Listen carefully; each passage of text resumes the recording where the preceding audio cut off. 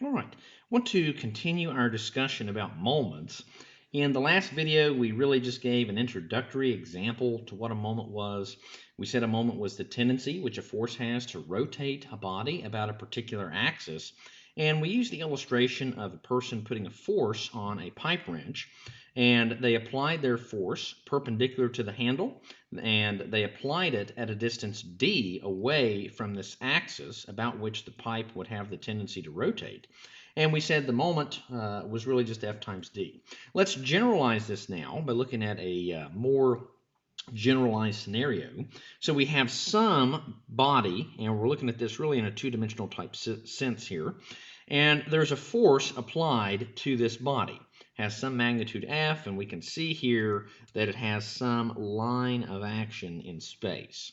Now, we're going to look at point A. So point A is really just a point of interest, and we can consider this some sort of axis about which rotation can occur. That's really all we're doing.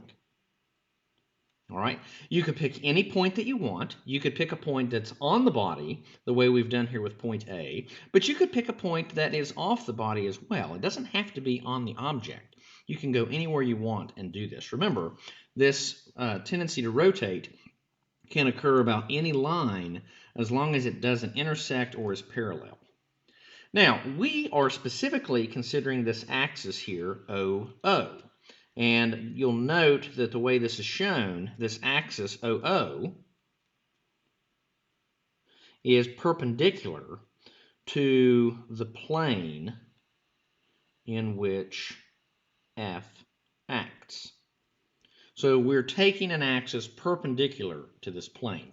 That's very similar to what we did with the pipe wrench earlier. The rotation axis here for the pipe is perpendicular to this plane, which really contains F and D. Now, let's bring up something else here. There is this vector R. You'll notice that it goes from A and it goes out here to this point. And this point isn't named. You could call it, any point you want. The important thing is this is a point on the line of action of the force. And so what R really represents is a position vector. And it locates any point on the line of action of the force as measured from the point of interest. And that point of interest is the point that we want to know the moment about. So point A, in this case, is the point we want to know the moment about. Now, there is also shown here an angle. The dashed line here represents the extension of really R. And this angle alpha is the angle between the line of action and R. That's all it is. I'm not going to do anything with that right now, but I will mention it a little bit later. Now, we can also extend this line of action backward for F. And at some spot, we will actually reach this perpendicular distance D. Now, if you remember from before, we said that D was the moment arm. So D represents the closest point, or the closest distance, which F, or which the line of action of F, ever has with the point of interest.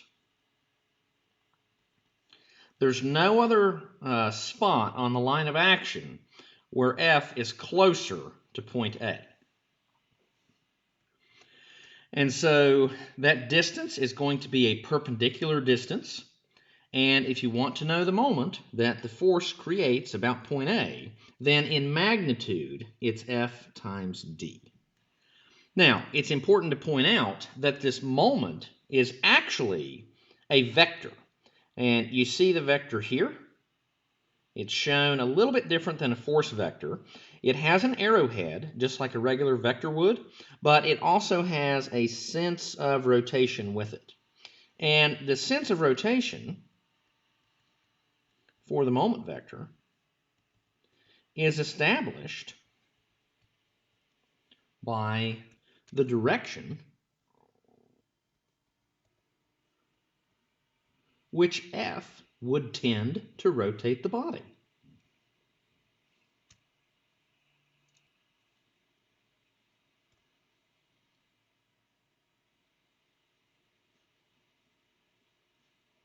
And that's really all you have to do for that.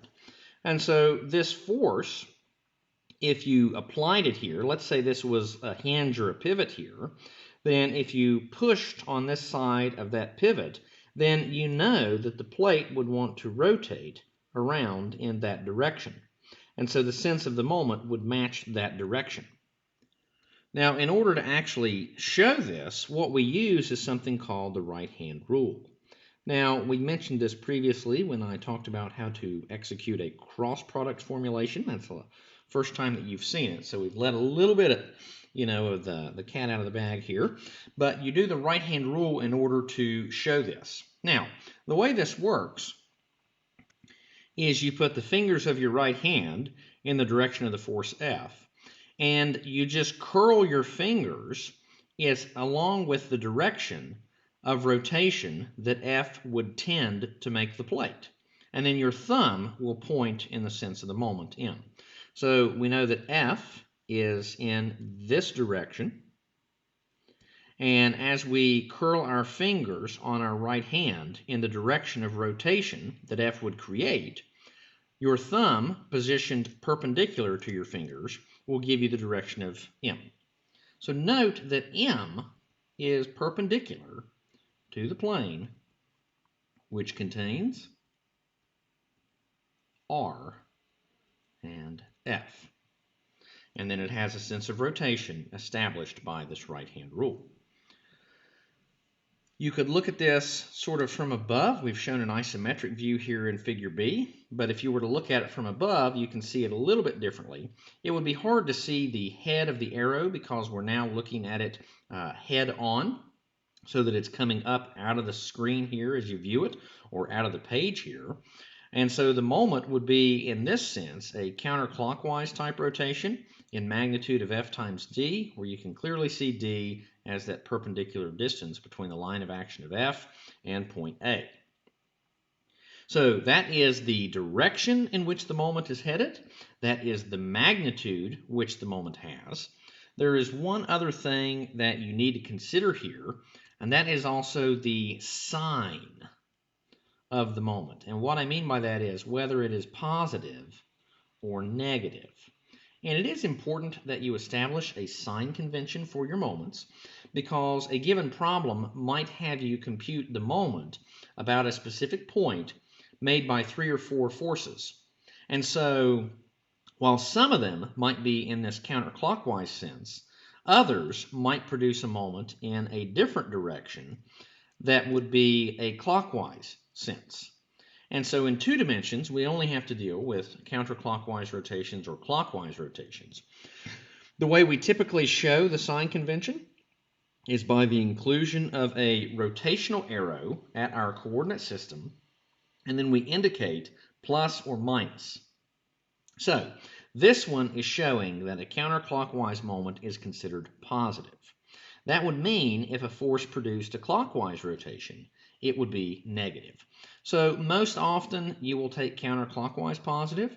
You can and then take clockwise to be negative, but this is really arbitrary. It doesn't matter. You can choose to do this. The reason that we tend to take counterclockwise positive is because if you think about the X, Y, and Z axes here, the Z axis is coming out of the screen here, And so this rotation is about the positive z-axis. So x to the right and y up, positive z is out, and this is a rotation about positive z. That's why we tend to take counterclockwise positive. But again, you don't have to. This is arbitrary. It's no different than the xy coordinates. You were allowed to put those axes in any direction that you wanted. You just, once you choose those directions, you have to obey them. Now, I've been a little bit loose with some of my terminology here because I've been talking about moment about an axis, about an axis, about an axis. That's how we started all this discussion here. Any line, any line, any line. However, in two dimensions, the line of rotation, or the axis, is represented by a single point. When I take the moment which f has about A, what I'm really doing is taking the moment about an axis through A, which is perpendicular to the plane containing F and D. That z-axis that we talked about here a minute ago, there's an axis parallel to that z-axis coming up out of A, and it extends infinitely upward out of the page and infinitely rearward through the page. And so it's not really moment about a point. It's really the moment about an axis through a point. But in 2D, we talk about it as if it was the moment about a point. But it's really an axis through the point. And that's important to understand.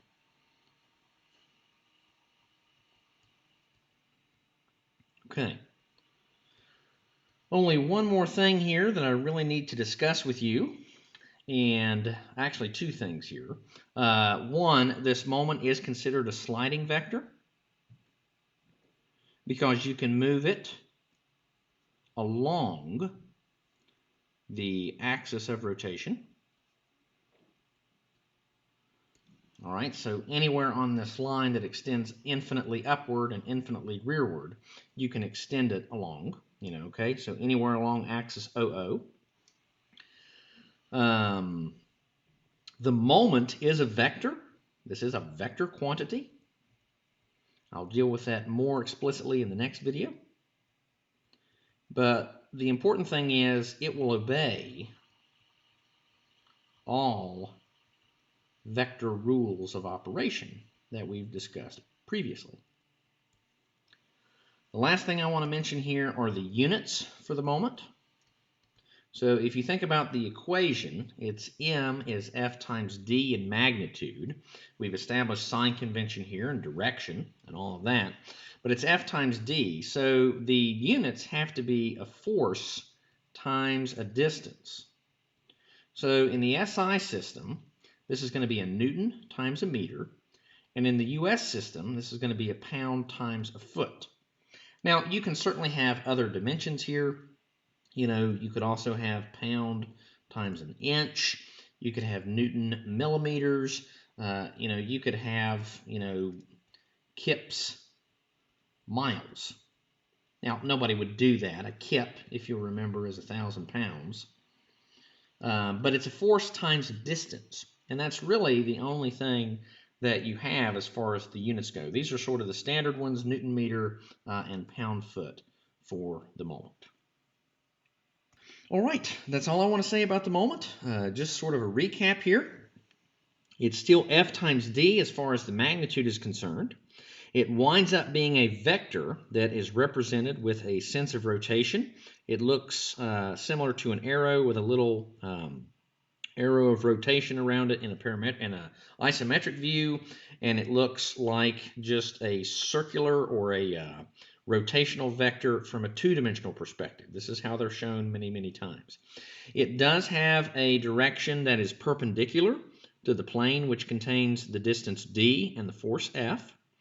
It's a sliding vector And it has a sign convention based on either counterclockwise or clockwise, which you decide. So a lot of pieces of information here about moments. This is a very critical concept for you to understand. What you will be doing the rest of the semester is you will be writing forces as vectors, and you will be writing moments. That's what you're going to do for almost every problem from here on out. So we hit the two most important concepts here right out of the gate for statics. All right, I'm going to stop with this one, and then I'm going to do some vector stuff in the next video, and we'll go from there. All right.